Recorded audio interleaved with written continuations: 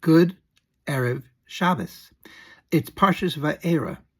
This is the Torah portion that has the story of the binding of Isaac, perhaps one of the most famous stories in all of the Torah. There are many, many important lessons, but there's one I'd like to share with you now. And that is that Abraham is the only one of the patriarchs who received the blessing that your children should conquer the gate of their enemies. It was mentioned to Isaac, but only in this context that, oh, by the way, your father got this blessing. But he didn't get it on his own. And also it's interesting that Abraham only gets this blessing right after the story of the binding of Isaac. He doesn't get it earlier. Although he did get some other similar blessings, but not one exactly like this. And so we have to ask, what is the unique connection between the blessing, your children will conquer the gate of their enemies, and the story of the binding of Isaac?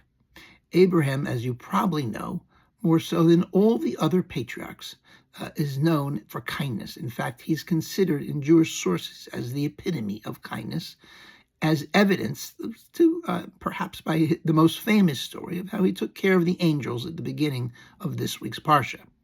And yet, when Isaac's life, so to speak, was on the line, Abraham had every reason to believe that God's orders, his command to Abraham to carry out the sacrifice, the binding of Isaac, would be seen through. How did Abraham do it? How could the kindest man in the world do perhaps one of the cruelest things one can possibly do as a parent? And so the only answer that's given, I think, that really fits the bill, is that the purpose of this test was to show that Abraham's kindness was not just who he was. It was something that was a thought-out thing that he chose to do to live up to what God expected from him.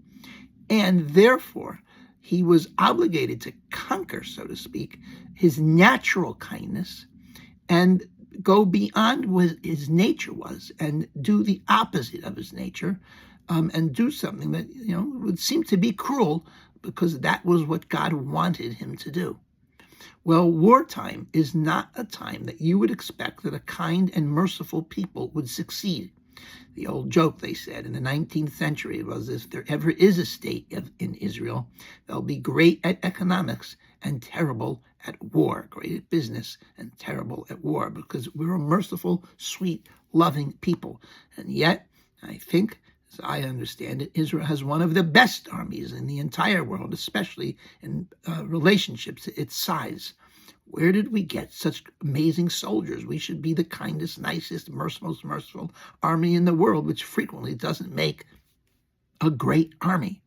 And the answer is God gave Abraham and for his descendants an inoculation, a vaccination to prevent them from being hurt by their kind nature and allowing them to do exactly what they need to do when war comes.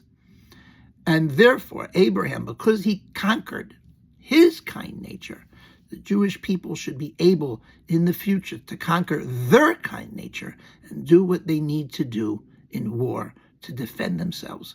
My blessing to the whole land of Israel is that the army there should be continued to be able, with God's help, to protect all of the people who are the inhabitants of the Holy Land who want to see it prosper.